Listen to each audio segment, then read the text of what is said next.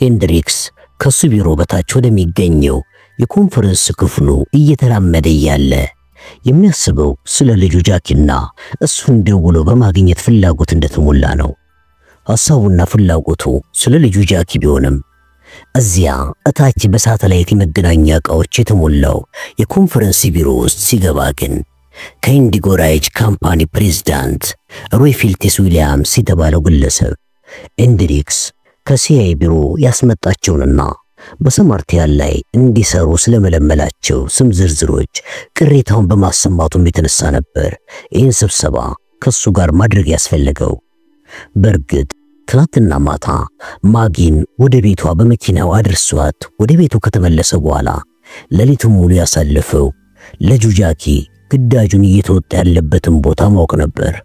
አዎ የመከላከያ ሚኒስትር በሆኑም ልጁ የሚገኝበትን ቦታ ወዲያውኑ እንዲያውቅ አስችሎታል። ያለበለዚያማ ተራ የፔንታጎን ባለስልጣን ቢሆን ኖሮ ስለ ልጁ እንደዚህ በቶሎ ለማወቅ አይችልም ነበር። እናም ልጁ ጃኪ አፍጋኒስታን ውስጥ በዋሻ በተሞላ ተራሮች ላይ ሲሆን በአሁኑ ሰዓት የሚገኘው ይሄ ቦታም ከምዕራብ ፓኪስታን ጋር የሚዋሰን ነው። ቦታውን እጅግ አደገኛ ከሚያደርጉት ነገሮች ውስጥም አንደኛው ቦታው ላይ የታሊባን የጎሳ ጦር አለቆች እንዲሁም ደግሞ የአልቃይዳውን መሪ ኦሳማ ቢንላደንን የሚጠብቁ የአልቃይዳ አክራሪ ተዋጊዎች የሚገኙበት መሆኑ ነው። ይህን ያሰበ የኮንፈረንሱ ክፍል ውስጥ ከገባ በኋላም ከመሰብሰቢያ ዋና ቦታ ተቀመጠና የፊሊፕስ ዊሊያምስ ቅሬታ ያሰማበትን የሰማርቲያን መልመል ሰዎችን ስም ዝርዝርና የፊሊፕስ ሮይ ዊሊያምስን ተቃውሞ ለማንበብ ቢሞክርም ሐሳቡ ግን እየተበታተነበት ወደ ልጁ ስለሚወስደው ንባቡን ትቶ ተቀመጠና ማሰብ ጀመረ። አቤት ለጃኪ እኮ በአፍጋኒስታን ወጣ ገባና አስቸጋሪ ተራሮች ላይ ነው የሚገኘው ብሎ ተብሰለሰለ። ይሄንን ለልጁ ያለው ናፍቆትና ሐሳብ ደግሞ ከተቆለፈበት ልብ ውስጥ ጎልጎላ ያወጣቸው ከማጊ ጋር ያደረጋት የትላንትናው ማታ ቀለል ያለች የራት ግብዣ ምሽት ናት። ስለዚህም እሱ ሄንድሪክስ ወደ ተለምዶይና ተራ ሕይወቱ ተመልሶ ስለ ደሙና ስጋው ክፋይ እንዲያስብ ተገዷል። ይህም በመሆኑ የተነሳ ልጁን መልሶ የማግኘት ሐሳብ ውስጡን እንደበላ ሆኗል። በዚህ የልጁ ሐሳብ ውስጥ እያለም በድንገት ይጠብቀው የነበረው ሮይ ፊልቴስ ዊሊያምስ ዘግይቶ በመምጣቱ ሐሳቡን ተወና ንዴቱን ይገልጽለት ጀመር። ሄንድሪክስ በጣም በንዴት ተሞልቶ እየጮኸ በላውን ተቀመጥ ሮይ ምን ሆነ ነው እንደዚህ ቆየው ብሎ ሲናገረው ሮይም ቢሮ ውስጥ የሚገኘው ወንበር ላይ ሰምጦ ሲቀመጥ በሳተላይት ስክሪኑ ላይ ሄንድሪክስ ተመለከተ። በመቀጠልም ሮይ በመዘግየቴ በጣም ይቅርታ፣ አዎ በጣም ትልቅ ይቅርታ፣ ግን ምንም ማድረግ አልቻልኩም ብሎ ሲናገር ሄንድሪክስ በንዴት ጦፎ እንዴት እንደዚህ ትላለህ? ያለ መዘግየትም ትችል ነበርኮ ብሎ በማስከተልም እኔ አሁን የሰለቸኝ ነገር ቢኖር ሰዎች ለድርጊታቸው ሙሉ ኃላፊነትን በመውሰድ ፋንታ ሰበቦችን ሲያቀርቡ ነው ብሎ ስክሪኑ ላይ የሚገኘው የሮይ ፊልቴስ ዊሊያምስ ሊያፈጠጠ። ሮይም ጉንጩ በድንጋጤ እየቀላና ድምፁ እየተቆራረጠ በጣም ይቅርታ ጌታዬ፣ ጥፋቴን አምኛለሁ፣ ከእንግዲህም እንደዚህ አይነት ጥፋት አይደገምም ብሎ ስለመለሰለት ሄንድሪክስ ተረጋጋና እሺ ችግር ምንድነው ብሎ ጠየቀው። በአምስተኛው ጎዳና ላይ የሚገኘው ሮሄ ቬርነት የተባለው መካከለኛው ህንጻ የሞኒሽን ክለብ ቢሮ የሚገኝበት ሲሆን ህንጻው የመካከለኛው ዘመን የስነ ህንጻ ጥበብ እንዳረፈበት በሚያሳዩ ደብዘዝ ብለው ወርቃማ በሆኑ ድንጋዮች ነው የተገነባው። በህንጻው አንደኛው ጎን ላይ ወደ አትክልት ቦታ የሚወስድ የጠጠር መንገድ ሲኖር መንገዱ ተጠማዞ ወደ ህንጻው ሌላኛው ጫፍ ቅንፍ የሚሰራ ነው። መንገዱ የታጠረው አጠር ባሉ ወፋፍራም የጣውላ እንጨቶች ሲሆን ከአትክልት ቦታ መካከልም አንድ ለአበባ መትኪያ ተብሎ የተሰራ እና የፈረንሳይ ንጉሣዊ ቤተሰብ መገለጫ የሆነ አንድ የእንጨት ሳጥን ይገኛል። ምንም እንኳን ሳጥኑ ውስጥ ምንም አይነት አበባ ባይኖርም ሳጥኑ በራሱ ለአካባቢው ውበትን አድሎታል።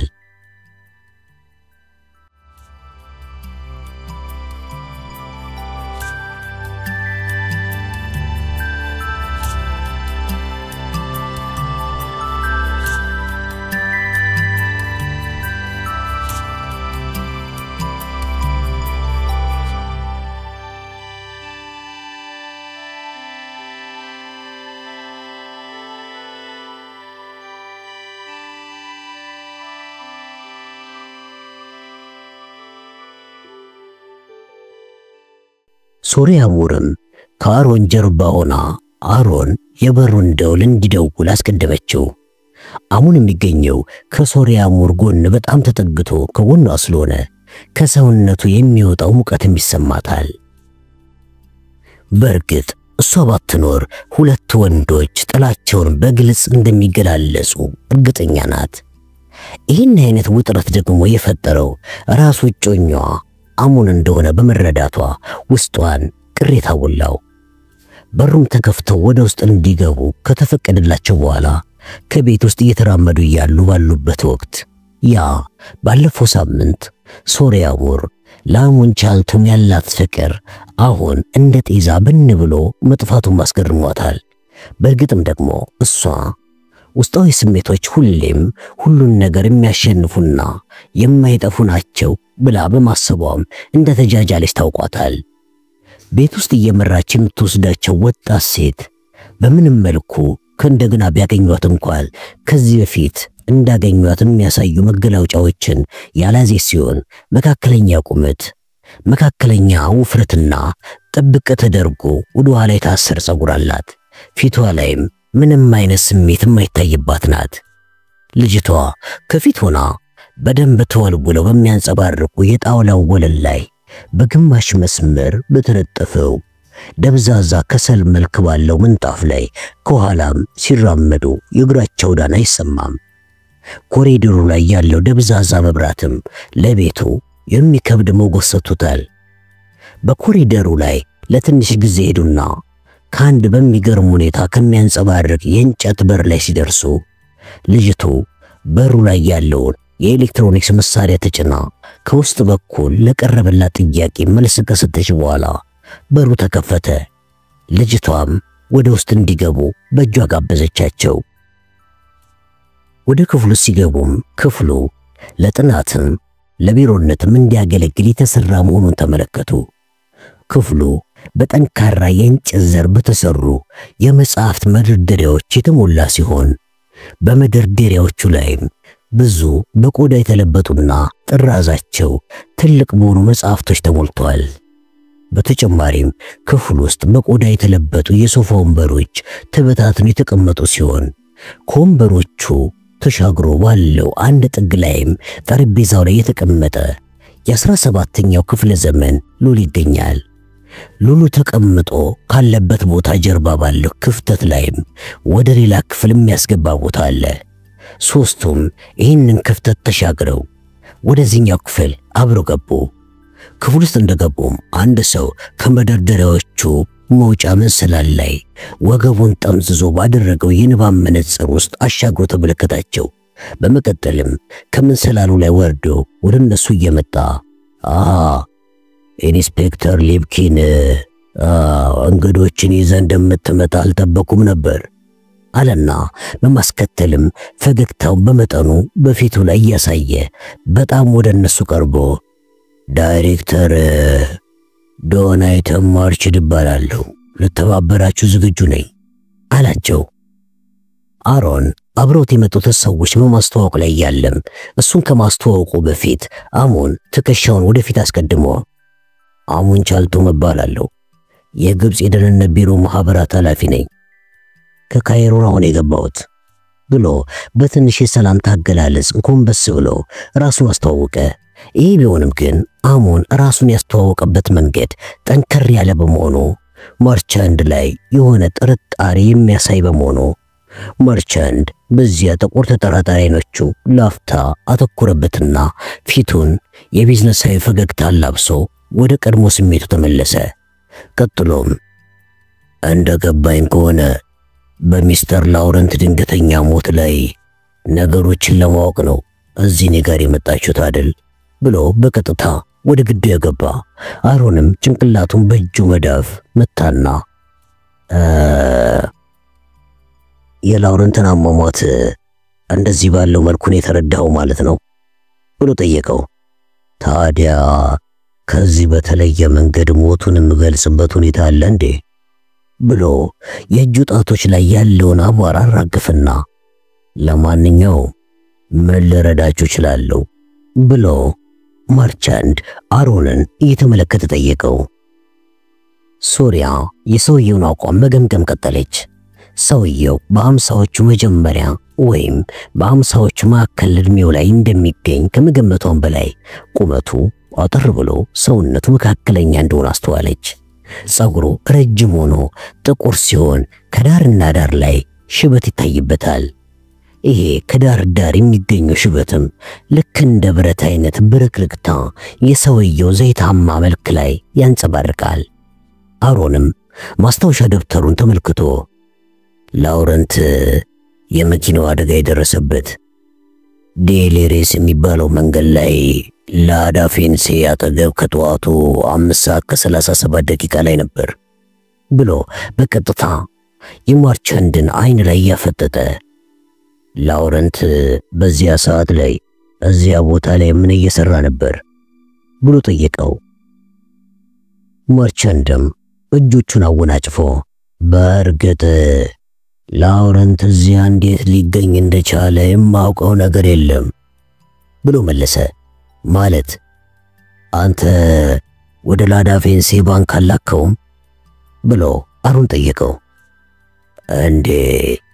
እኔ እንዴት ልልከው እችላለሁ? እሱ መኪና በተገጨበት ሰዓት እኮ እኔ ማርሴልስ ውስጥ ነበርኩኝ አለው። አሮንም የሸር ፈገግታ ፊቱ ላይ የተነበበ ሚስተር ዳይሬክተር ላውረንት ተንቀሳቃሽ ስልክ ነበረው።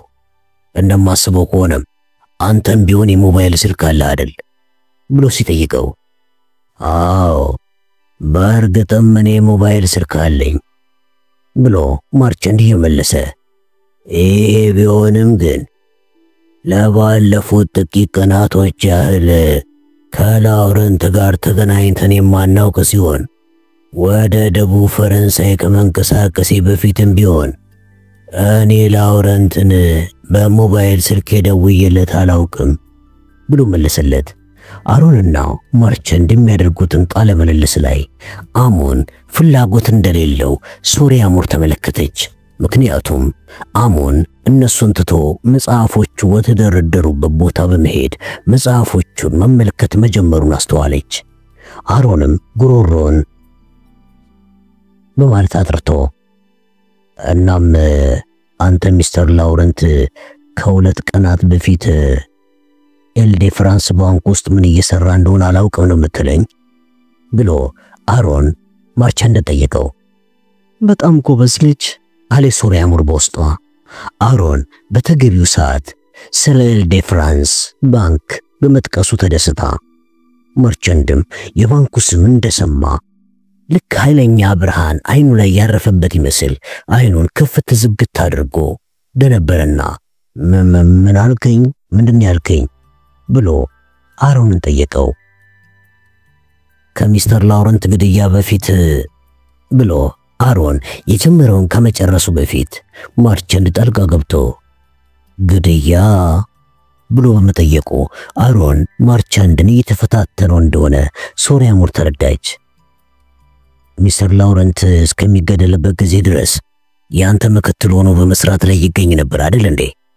ተሳስቻለሁ ብሎ አሮን ማርቻንድን ጠየቀ። አዎ ልክ ነህ ማርቻንድ መለሰ።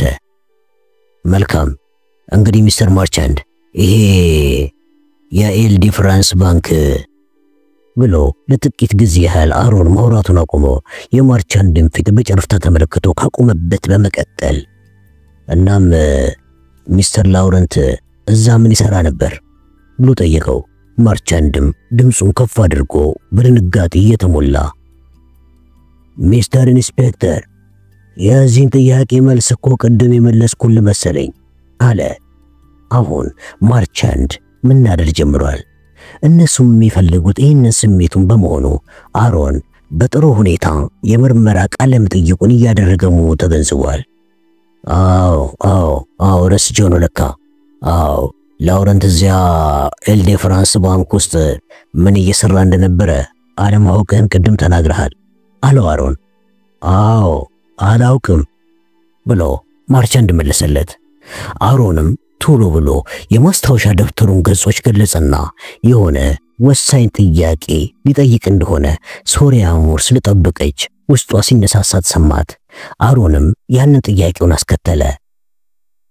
ሚስተር ዳይሬክተር፣ በእውነት መልስ በጣም አስደስቶኛል። እናም ደግሞ እኔ ካጠናው ጥናት በመነሳት የሞኒሽን ክለብ የፓሪስ ቅርንጫፍ መስሪያ ቤት የመንቀሳቀሻ ገንዘቡን የሚቀበለው ከብራይቭ ባንክ እንደሆነ ነው። ልትነግረኝ አይደለ?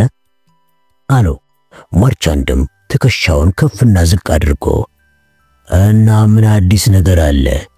የዚህ ክለብ ቀደምት መስራቾች የዚህን ባንክ ደንበኛ በመሆናቸው ከዛ የተነሳ ነው ክለቡ ለሥራ የሚያስፈልጉትን በአባሎቹ የሚለገሰውን ገንዘብ የሚቀበለውም ከዚሁ ባንክ ነው ብሎ ማርቻንድ መለሰ። በእውነት የእነዚህ ሰዎች ልግስናን ሳላደንቅ ማለፍ ይከብደኛል ብሎ አሮን በዝግታ ተናገርና በመቀጠልም ግን ከብዙ ምርመራዎችና ማጣራቶች በኋላ ይሄ ብራይቭ የተባለው ባንክ የኔዘርላንዱ ፍሪሆልድ ኢንስቴግ ባንክ መጋቢ ባንክ ሲሆን ይሄ ኔዘርላንዱ ፍሪሆልድ ባንክ ደግሞ ዝርዝሩ በጣም ብዙ መሆኑ አንተም ማሰልቸት የለብኝም። ስለሆነም በዝርዝር የመጨረሻ ባንክ ማለትም የናይፍንቦርግ ባንክን እናገኛለን ብሎ ዝርዝሩ ያደከመው ይመስል ላፍታ ያህል ጸጥ አለና ትንፋሽ ወሰደ። በመቀጠልም ይሄ የሙኒኩ ኒፎንበርግ የተባለውን ባንክ ማን የሚያስተዳድረው የሚለውን ጥያቄ ለመጠየቅ ተገደድኩኝ። እናም ነገሮችን ከታች ወደ ላይ ዘግዝቆ ግምገማዬን በመውሰድ ዛሬ ጠዋት ወደ አንተ ከመምጣቴ በፊት አንድ አዲስ ነገር ላይ ለመድረስ በቃሁኝ። ይሄ የሚያገኘውት ነገር የሙኒኩን ባንክ እያንዳንዱን አክሲዮኖች ይህንን እንኳን መጨረስ ይኖርብኛል እንዴ ብሎ ማርቻንድን ፊት ለፊት እያየ ጠይቆ በማስከተልም ይሄ ባንክ እያንዳንዱን የኤልዴ ፍራንስ ባንክን አክሲዮኖች መግዛቱን ደረስኩበት። በእርግጥ ይሄ የሙኒክ ባንክ ከባለፉት 5 ዓመታት ጀምሮ የኤልዴ ፍራንስ ባንክ ላይ በጥምረት በመስራት ላይ እንደሚገኝ ለማወቅ ችያለሁ። በእርግጥ ሁለቱም ባንኮች የግለሰብ በመሆናቸው ሁለቱም የራሳቸው የሆኑ ፖሊሶችና የሥራ አመራሮች ስላላቸው ጥምረታቸው እንዴት ባለ ሁኔታ መፈጠሩን ማወቅ አልቻልኩኝም ብሎ ሲናገር ማርቻንድ ባለበት ቦታ ርቅ ብሎ እንዳወልት ቢገተርም እጁ ግን ምንም አይነት መንቀጥቀጥ ባለማሳየቱ ሶሪያ አሙር ለማርቻንድ አድናቆት አደረባት። አሮንም ወደ ማርቻንድ ቀርቦ ጠቋሚ ጣቱን ፊቱ ላይ እየቀሰረም እናም አሁን እነዚህ ባንኮች ያላቸውን ጥምረት በምን ምክንያት እንደሆነ ማወቁ ለኔ አስቸጋሪ ሆኖ እስከሆኑ ሰዓት ድረስ ግልጽ አልሆነልኝም ብሎ ተናገረ።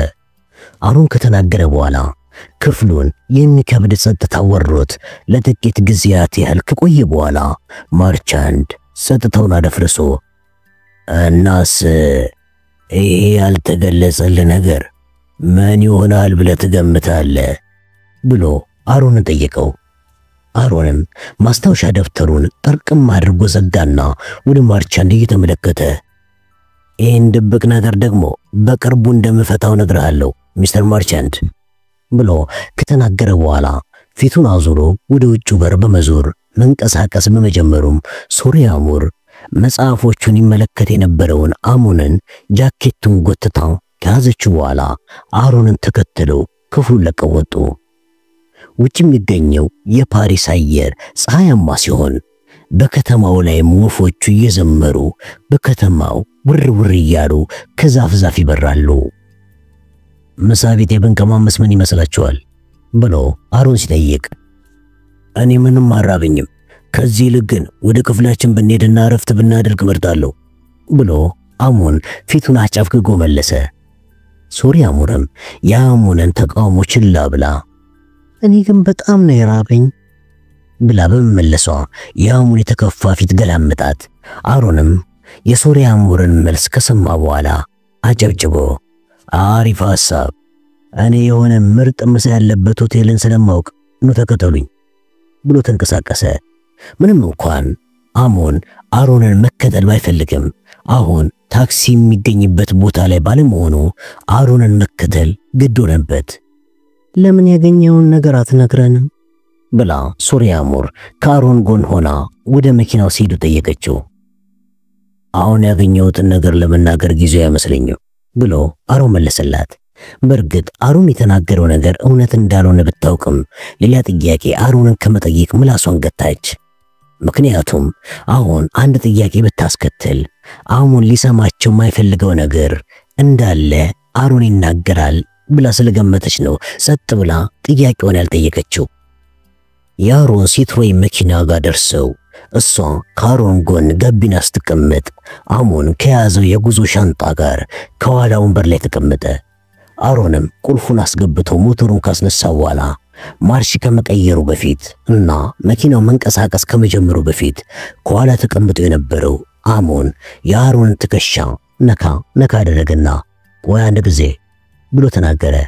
ሶሪያም በሁለቱ ሰዎች መካከል ያለው ውጥረት ነክሶ ይነሳል ብላ ስለገመተች ወደ አሞን ዞር ብላ አሞን እባክህ እንሂድ አለችው፣ የአሞንን ንዴት በሚያበርድ ለስላሳ ድምፅ።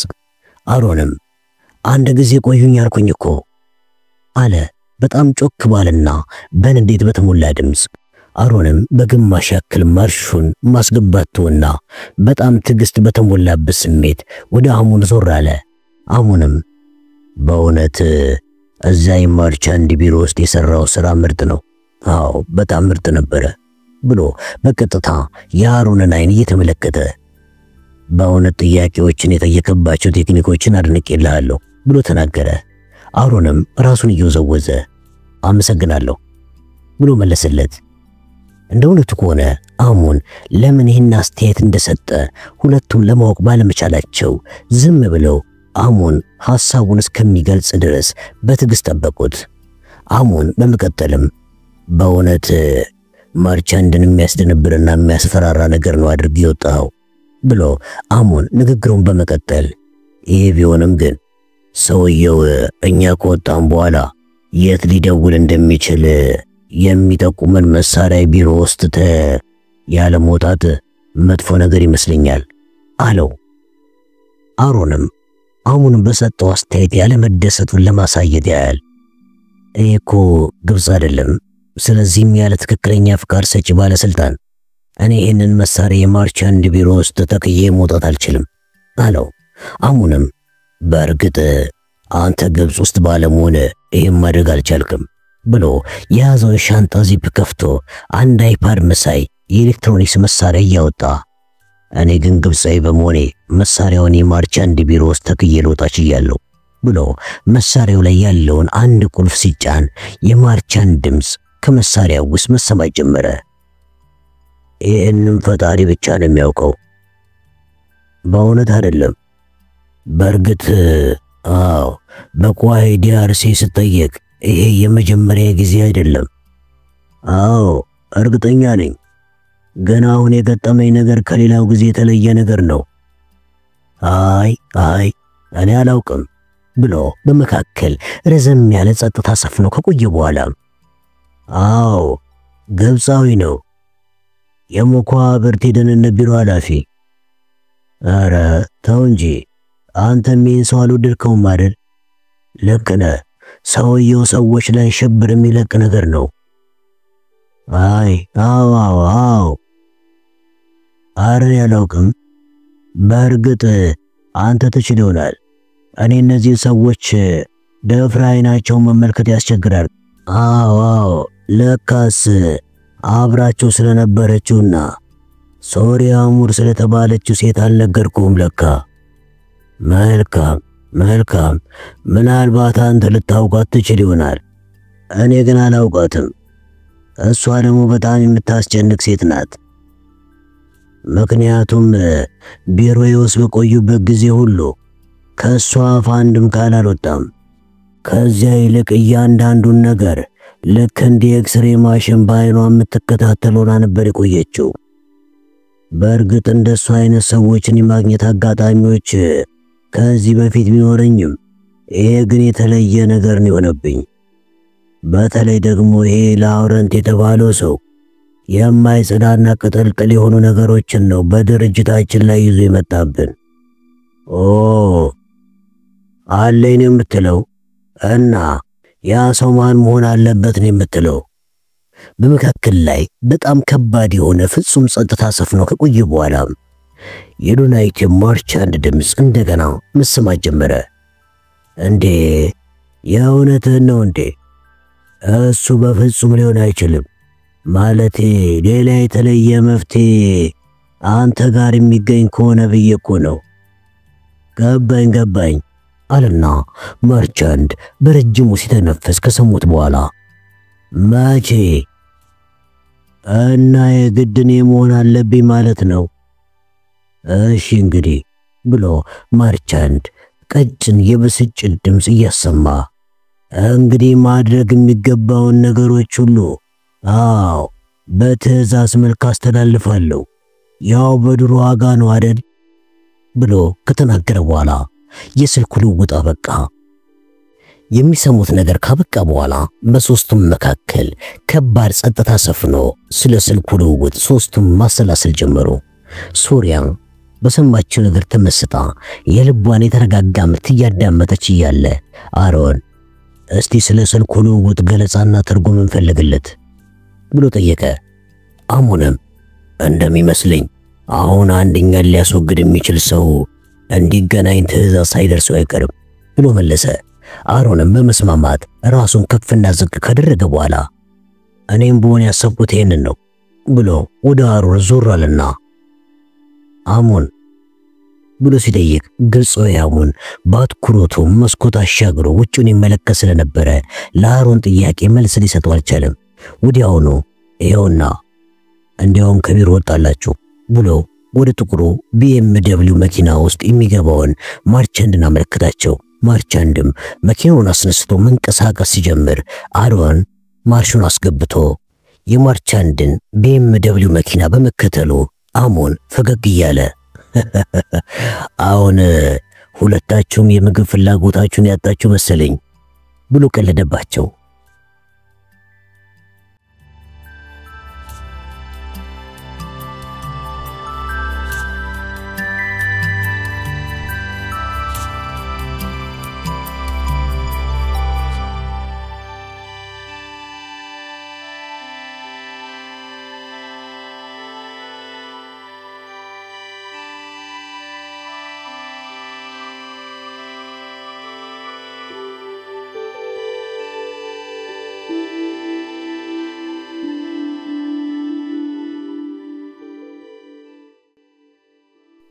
የኮሎምቢያ የፌደራል ወታደሮች ጄሰን ቦርንን በማሰስ ላይ ይገኛሉ።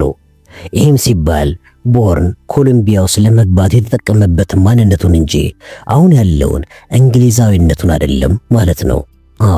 ይህም ስለሆነ አሁን እዚህ ዊልቸር ላይ ተቀምጦ የሚገኘውን ሰው በፍጹም ቦርን ነው ብሎ ሊገምቱ የሚችሉበት ምክንያት አይኖርም ማለት ነው። ስለዚህም ከፒሬልሲ የተላከላቸውን የቦርንን ፎቶ ይዘው እዚህ ቦጎታ ዓለም አቀፍ የአውሮፕላን ማረፊያ ውስጥ በዊልቸር ላይ ተቀምጦ የሚገኘውን ቦርንን የማግኘት እድላቸው የመነመነ ነው የሚሆነው። የቬጋስን ጭንቀት የተመለከተው ጄሰን ቦርንም እዚያ ዊልቸሩ ላይ እንደተቀመጠ ቀና ብሎ ቬጋስን እያየ አይዞ አትጨነቅ፣ ፌደራሎች የሚፈልጉት አንተን ወይም ደግሞ ሮዚ ሳይሆን እኔን ነው አለው።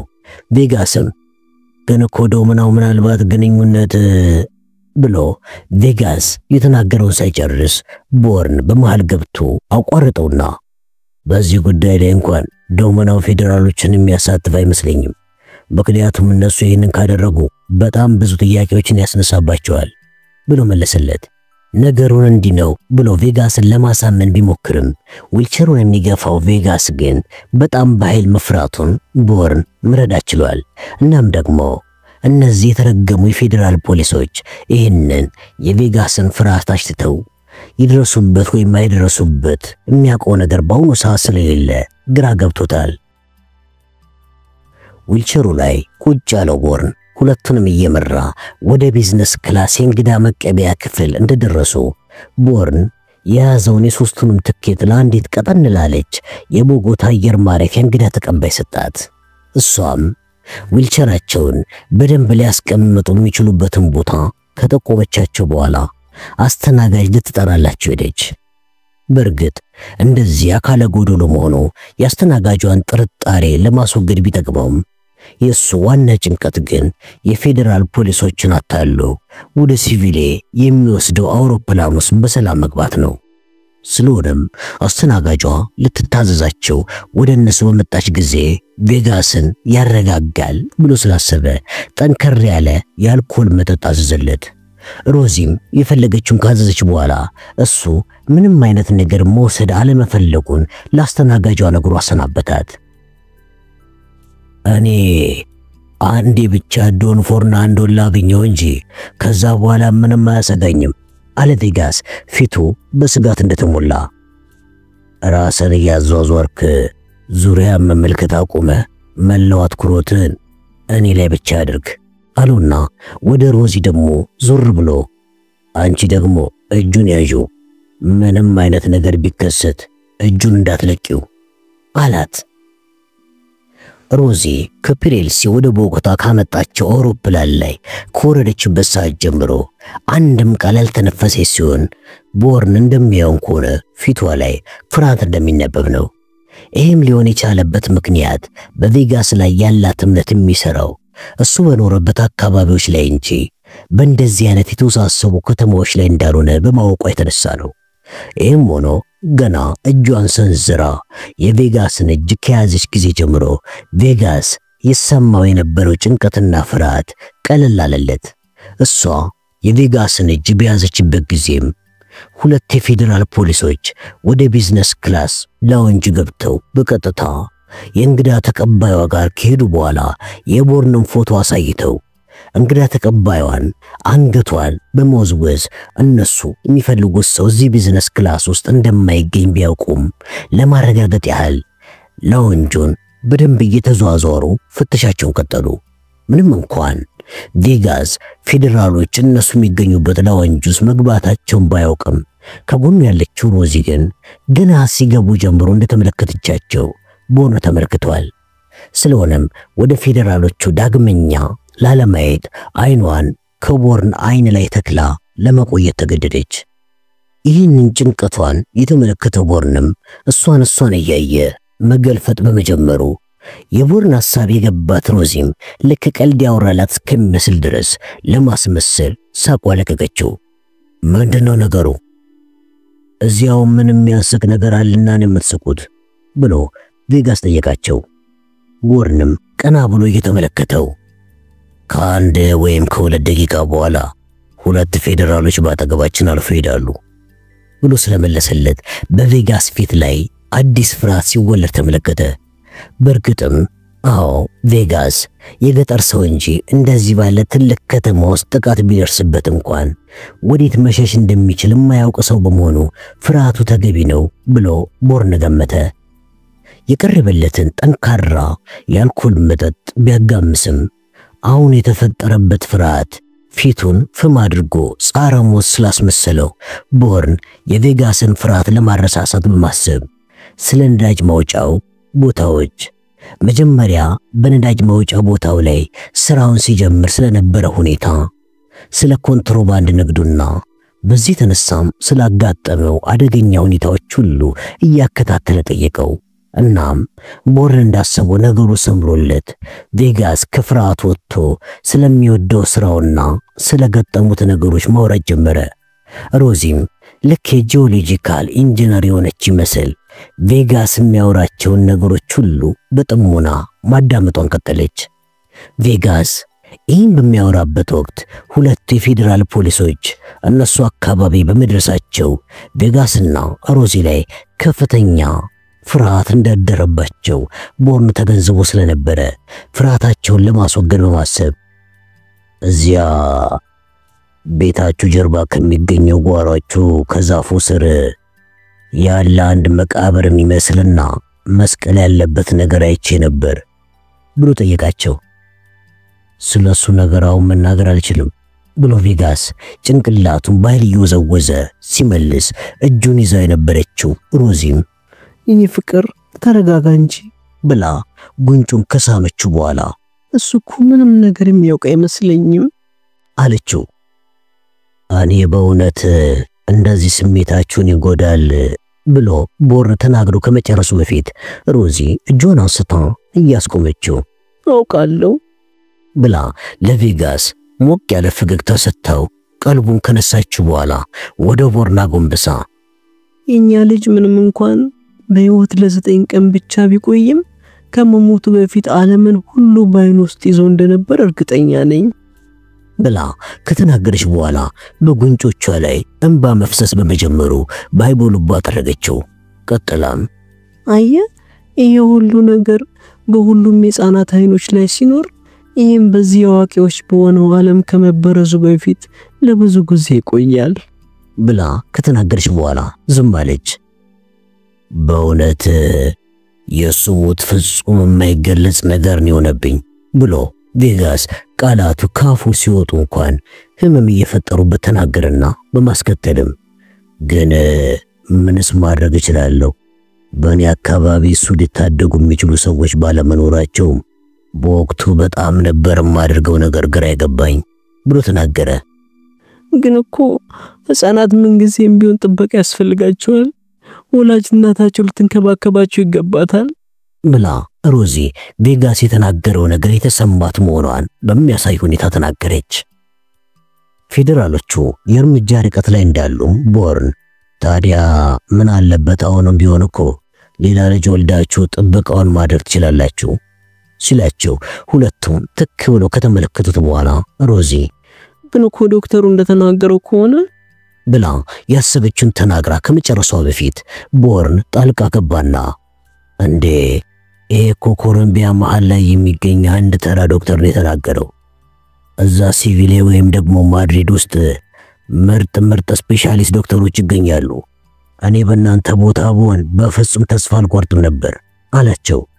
ሁለቱ ፌደራሎች አጠገባቸው ከደረሱ በኋላ ቬጋስንና ቦርንን እንደነገሩ ተመልክተው በቬጋስ አለባበስ ለመሳቅ ቢዳዳቸውም አይናቸው ከዚያ አስደንባሪ የሮዚ ጡቶች ላይና ስሜት ቀስቃሽ የተጋለጠ ጭኖቿ ላይ ላፍታ ያህል ተሰክቶ ቆየ።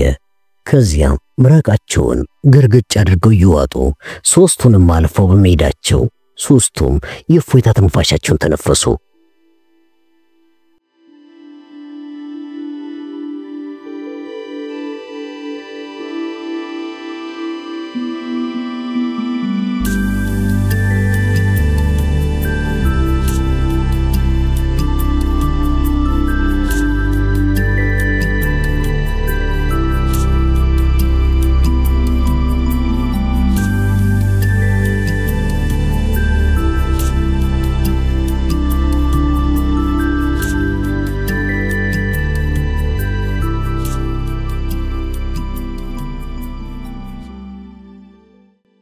ማጊ ሳካራ አሁን ደግሞ ራሷን ማጊ አድርጋ እንደ ማጊ በማሰብ ላይ ትገኛለች።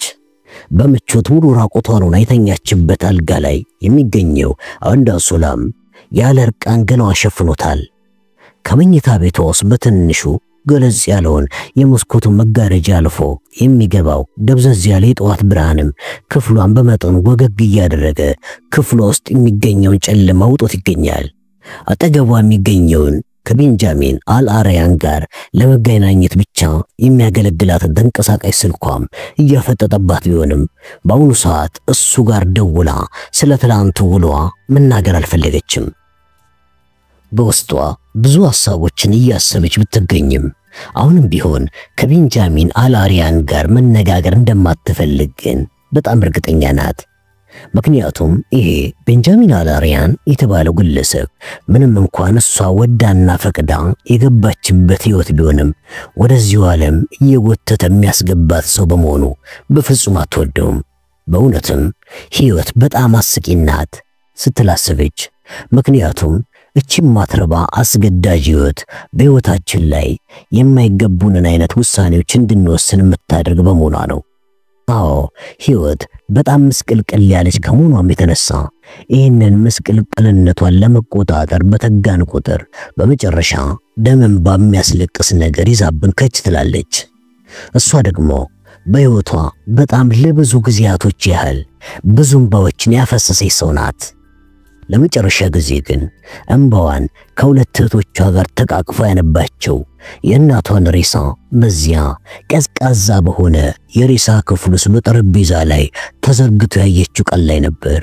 እናም ከዛ ጊዜ በኋላ አንድም ቀን ምንም አይነት የእንባ ጠብታ ላለማፍሰስ ለራሷ ቃል ገባች። እነሆም ያን የገባችውን ቃል እስከ ትላንትና ማታ ከሄንድሪክስ ጋር ቁጭ ብላ እስካወራችበት ሰዓት ድረስ ተጠብቆ ቢቆይም ትላንትና ማታ ግን ያኔ ከእናቷ ሞት በኋላ የገባችውን ቃል አፍርሳ ስቅስቅ ብላ በሄንድሪክስ ፊት ማልቀስ በቅታለች። ይሄ በመሆኑም እሱ ሸኝቷት ከገባችበት ሰዓት ጀምሮ ስለዚህ ሄንድሪክስ ክርስቶፈር ስለተባለው ሰው ማሰላሰሏን ለሰዓታት ያልቀጥላበት ነበር። ይሄ ክርስቶፈር ሄንድሪክስ የተባለ ሰው ምኑን ሳበኝ እያለችም ጥያቄዋን ለመመለስ ብትጥርም በየጊዜው ልክ እንደ ወባ ትኩሳት መለስ ቀለስ እያለ በአእምሮዋ ጓዳ ይመላለስ የነበረው ምስል የሄንድሪክስ ክርስቶፈር ምስል ብቻ ሆኖ ነበር። ስለሱና እሱ ብቻ እያሰበች ሌሊቱን ሙሉ አጋምሳና አልፋ ከቆየች በኋላ ከሌሊቱ 10 ሰዓት አካባቢ ስለሱ ማሰቧን አቆመችና ሰውነቷን ጠቅለል አድርጋ ከለበሰች በኋላ አይኗን ጨፈነች። ከዛም እንደምን ጊዜው ሁሉ ስለ ሁለት እህቶቿ እያሰበች እንቅልፍ እንዲወስዳት ራሷን ለማታለል ሞከረች። በእርግጥ ሚካኤላ የተባለችው እህቷ በአባቷ ጠላቶች የበቀል ዱላ የተነሳ በአሁኑ ሰዓት በሕይወት አትገኝም። ካጃ የተባለችው እህቷ ደግሞ ያኔ ሲለያዩ ባደረጉት ስምምነት መሰረት ተገናኝተው ባያውቁም እሷ ግን እንዳልሞተች ነው የሚሰማት። ማጊ ሶስቱ አንድ ላይ ሆነው ልጅ እያሉ በነበሩበት ወቅት እጆቻቸውን ከጭንቅላቶቻቸው ላይ በማሳረፍ ይሰማቸው የነበረውን የአብሮነት ስሜት አሁን እንዲሰማት ለማድረግ አሰበች። ሶስቱ ሕፃናት ያኔ አንዳቸውን እጅ ያንዳቸው ጭንቅላት ላይ በማሳረፍ ይሰማቸው የነበረው ስሜት ያ አስቀያሚ የልጅነት ዓለማቸውን አስቀያሚውንና አይስላንድ ውስጥ ያሳለፉትን የልጅነት ጊዜያቸውን እንዲሁም ደግሞ አባታቸው ከእናታቸው ጋር ጥሏቸው የሄደበትን አስቀያሚ ሁኔታ ሁሉ ተቋቁመው የሚያልፉበትና ከፍተኛ ጥንካሬ የሚሰጣቸው ተግባር በመሆኑም በእንደዚህ እጃቸውን የላይኛው ራስ ላይ ማድረግ ውስጣቸውን የሚያሞቅና የሚያስተሳስር ውህደትን ይፈጠርላቸው እንደነበርም አስታወሰች።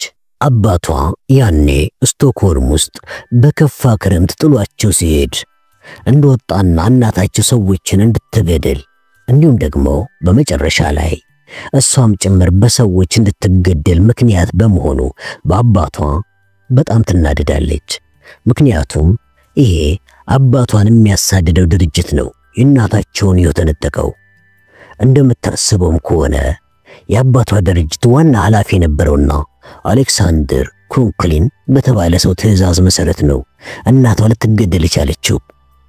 ይሄ ስለ እናቷ የምታስበው ነገር በመላው ህብረሰረሰሯ ከባድ ወረራንና የሚያንዘፈዝፍ ሐዘን እንደለቀቀባት ምንጊዜም የማትረሳው ነገር ነው።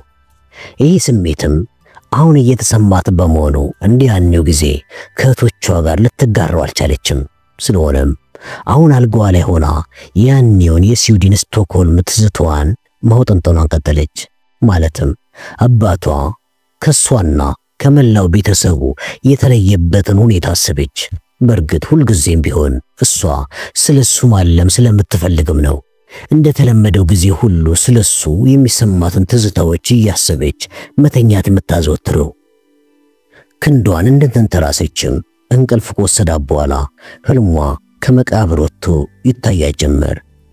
የምታየው ህልም ግን ለማየት የፈለገችውና አባቷ የሚገኝበት አይነት ህልም አልነበረም።